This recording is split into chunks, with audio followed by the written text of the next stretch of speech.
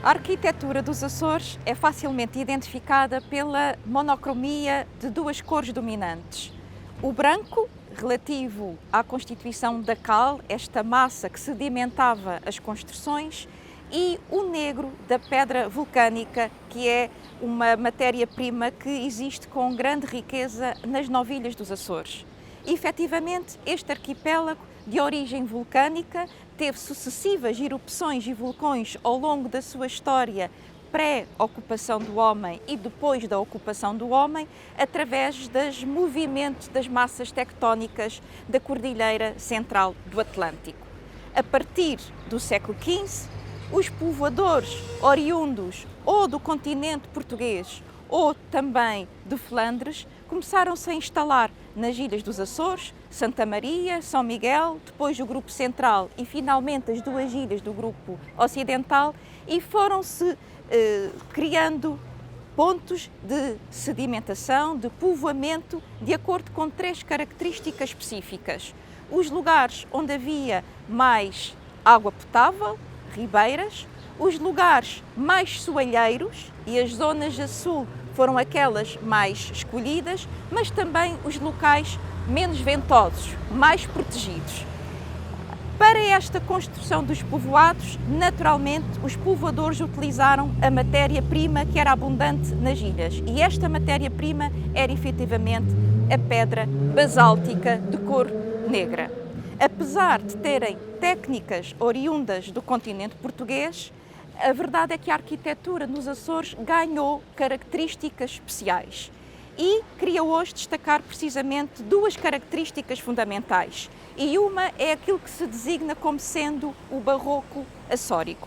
Aqui, por trás, conseguimos ver a Igreja da Misericórdia, também conhecida como Igreja dos Passos, que é de facto um dos exemplos mais interessantes deste estilo açórico. Como podem ver, é uma igreja bipartida, com uma dupla entrada, mas tem traços de barroco, claramente com uma decoração esfoziante e exuberante, mas também tem a característica de utilizar o basalto de rocha negra. E esta Igreja da Misericórdia, juntamente com outros dois edifícios, fazem um triângulo de poder e de arquitetura exemplificativa deste estilo açórico. Portanto, a acompanhar esta Igreja da Misericórdia, temos também a Igreja Matriz da Ribeira Grande, dedicada a Nossa Senhora da Estrela, com uma ampla escadaria e também com uma simplicidade que faz a par do estilo açórico, e também a Câmara Municipal da Ribeira Grande. A Câmara da Ribeira Grande, exemplo do poder político, a Igreja Matriz da Ribeira Grande, como apanágio do poder religioso. E esta trindade geográfica, estas três peças, são de facto um conjunto extremamente interessante para percebermos como a adaptação de técnicas de estilo e de materiais e de construção na Ilha de São Miguel e em outros pontos também dos Açores é claramente uma marca identitária da arquitetura açoriana.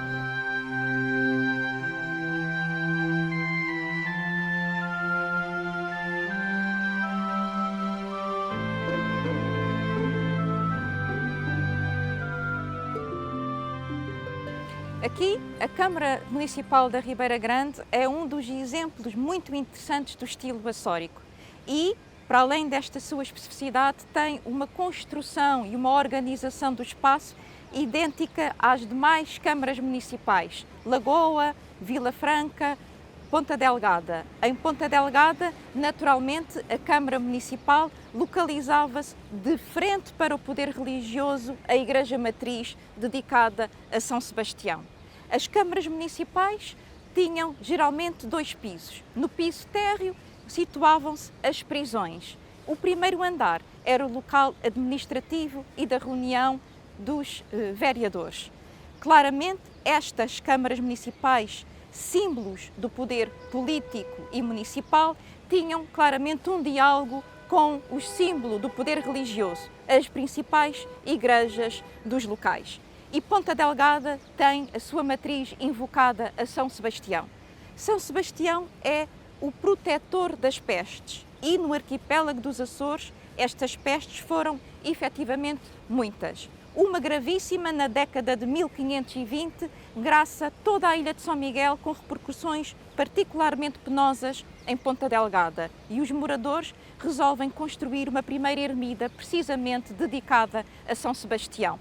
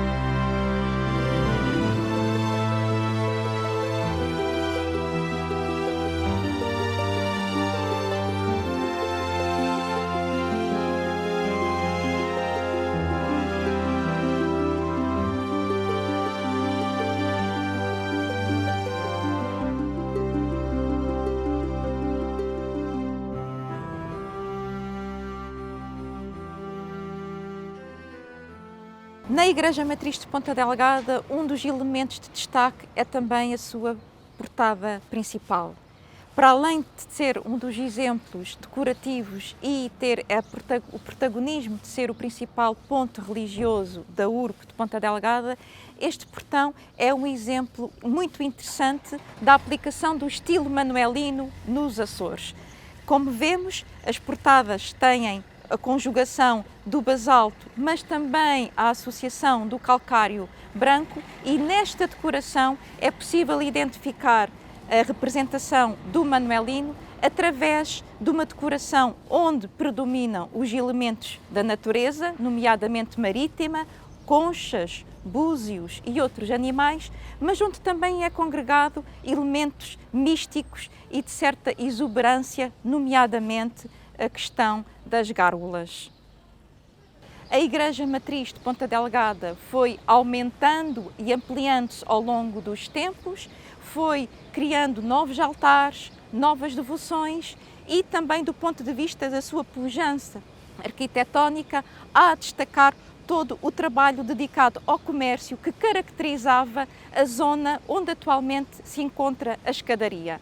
Até aos finais do século XIX, toda esta zona, que hoje são escadas, eram ocupadas por oficinas e por zonas de comércio que de facto davam uma dinâmica comercial à cidade de Ponta Delgada. Todavia, nas vésperas da visita régia realizada pelo rei Dom Carlos e pela rainha Dona Amélia, o município de Ponta Delgada decidiu dar um novo figurino à Igreja Matriz de Ponta Delgada e destruiu as velhas oficinas e casas comerciais, substituindo-as pela escadaria que hoje ainda podereis observar. Mas este desembarque e este alcance a Ponta Delgada fazia-se por um único local. Até muito recentemente, o desembarque em Ponta Delgada fazia-se por via marítima, precisamente naquilo que permitia um desembarque de segurança no centro histórico de Ponta Delgada, e todos os visitantes entravam nesta cidade pelas portas da cidade. As portas da cidade, de facto, permitiam fazer com que Ponta Delgada fosse uma cidade aberta ao mar, aberta ao Atlântico, naturalmente primeiro na zona antiga da sua primeira instalação e depois, já na década de 1950, num contexto de alteração construtiva da cidade de Ponta Delgada em pleno Estado Novo, abre-se uma nova avenida na cidade e as portas da cidade são deslocalizadas para o centro da Praça Gonçalo Velho Cabral, onde se localizam ainda nos dias de hoje.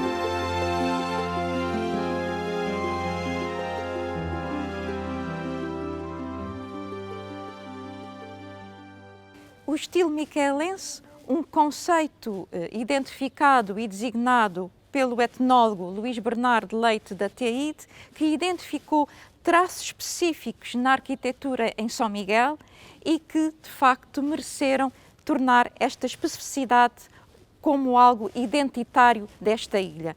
Esta estrutura do estilo micaelense pode ser visto em várias localidades da ilha de São Miguel, mas na Ribeira Grande acaba por ter os exemplares mais interessantes. Quais são estas características deste estilo micaelense? Por um lado, chamava a atenção para a sua fachada, onde nas janelas assumem duas características extremamente interessantes. Uma é aquilo que se designa como os aventais das janelas, uma zona de pedra claramente, proporcionalmente colocada no final da janela e que causa um colorido, fazendo o intercâmbio entre o branco da cal e o negro da pedra basáltica. No cimo da janela, uma segunda característica também extremamente interessante, umas pontas de pedra salientes, conhecidas como pontas de diamante, onde em muita decoração também vêm a crescer círculos suásticos, rosetas suásticas que fazem de facto um traço particularmente interessante desta característica. As pontas de diamante com as rosetas suásticas são de facto elementos que talvez em algumas análises históricas que consultamos dizem que eram colocadas nas janelas como decoração para proteger a casa de espíritos e de maus olhados. Uma terceira característica também tem a ver com o embasamento que suporta estas edificações e que dá de facto uma estrutura extremamente sedentária a esta tipologia de habitações. E por fim, em algumas habitações também é possível ver óculos, zonas de respirar e de iluminar uma zona do baixio da casa que também são muito interessantes e que dão a identidade a este estilo micaelense que caracteriza muitas das habitações que percorrem a ilha de São Miguel.